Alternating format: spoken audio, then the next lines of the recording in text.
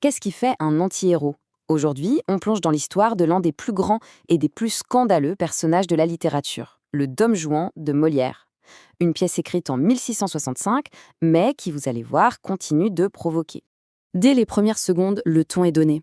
Et cette description, elle ne vient pas de n'importe qui, mais de son propre valet, Sganarelle, celui qui le connaît le mieux. On sait tout de suite qu'on a affaire à un personnage hors norme. Alors pour bien comprendre Dom Juan, il faut savoir que Molière sortait d'une période compliquée. Sa pièce précédente, Tartuffe, venait d'être interdite. Sa réponse, c'est de créer un personnage encore plus audacieux, un provocateur né, dans une pièce qu'on qualifie de baroque. C'est un mélange complètement fou de comédie, de drame et même de fantastique. Molière a vraiment repoussé toutes les limites. Mais alors, qui est vraiment cet homme? Au fond, Don Juan est ce qu'on appelait un libertin. C'est un libre penseur qui rejette en bloc toutes les règles, que ce soit celles de la société ou de la religion. Son unique moteur, sa seule loi, c'est l'inconstance. Pour lui, la fidélité, c'est une cage. Le vrai plaisir, c'est la conquête. Et cette philosophie, on la voit en action dès le début, sans attendre. Il vient à peine d'épouser Don Elvire, qu'il a littéralement sorti d'un couvent pour ça, qu'il l'abandonne déjà. Et quand elle vient lui demander des comptes, il répond avec un cynisme incroyable, en lui disant en gros qu'il la quitte pour son propre bien, pour lui éviter la colère du ciel. L'audace. Juste après, il survit à un naufrage. On pourrait penser que ça le calmerait. Pas du tout. À peine sauvé, il se lance déjà dans sa prochaine conquête. Il voit une jeune paysanne, Charlotte, et sans perdre une seule seconde, il commence à la séduire, lui promettant monts et merveilles, et bien sûr, le mariage. Il faut dire qu'il a les mots pour ça, c'est un maître absolu de la parole. Il utilise son langage, son statut, pour complètement l'envoûter, lui faire miroiter une vie de rêve bien loin de sa réalité. C'est sa méthode, sa technique de chasse. Mais voilà, son attention est très très limitée. Quelques instants plus tard, une autre jeune femme du coin, Mathurine, arrive sur les lieux. Et que fait Don Juan? Il recommence exactement le même jeu, avec les mêmes promesses. Et c'est là qu'on voit tout son génie manipulateur. Il arrive à jouer les deux femmes l'une contre l'autre, en chuchotant à chacune que l'autre est un peu folle et que bien sûr c'est elle son seul et unique amour. C'est brillant et terrifiant à la fois. Ce petit jeu, finalement assez cruel, nous montre un homme qui semble n'avoir aucun respect pour rien ni personne. Et ça amène une question assez fondamentale. Mais alors en quoi peut bien croire un homme comme ça?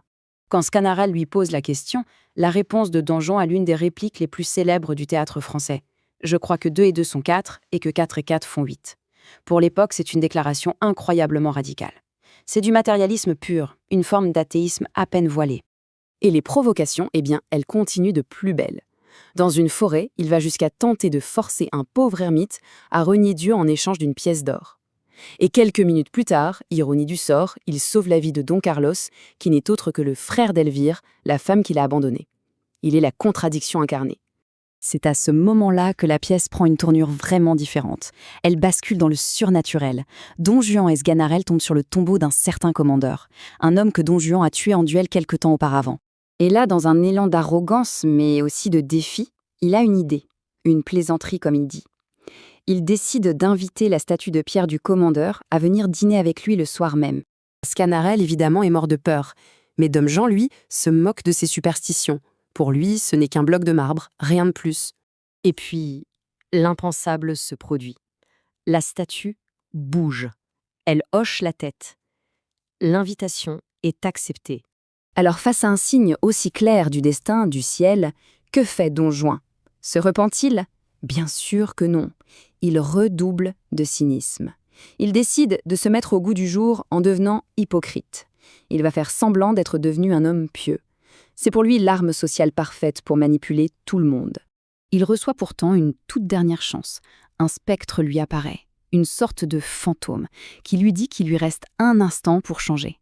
Sa réaction? Il sort son épée et tente de l'attaquer. Le défi, toujours le défi, jusqu'au bout. C'est fini. Le temps des avertissements est terminé. Comme promis, la statue du commandeur arrive pour le dîner. La statue lui rend son invitation. Elle lui propose de venir souper avec elle le lendemain. Et pour sceller le pacte, elle lui fait une demande, simple mais glaçante. Au moment où Dom Juan saisit la main de la statue, il est saisi par un feu qui ne vient pas de ce monde. La terre s'ouvre sous ses pieds et il est englouti, emporté en enfer. La pièce se termine sur une note de comédie absolument grinçante. Sganarelle est seul, et sa seule préoccupation, ce n'est pas l'âme de son maître damné, mais son salaire. Mes gages, mes gages! C'est un résumé parfait du chaos moral et matériel que Don Juan laisse derrière lui. Alors, au final, Don Juan, c'est quoi? Un monstre absolu ou un rebelle fascinant? Voilà plus de 350 ans que ce personnage nous interroge, nous dérange, il nous pousse à réfléchir sur la nature de la rébellion, sur la liberté et sur le prix, parfois terrible, d'une liberté qui se veut sans aucune limite.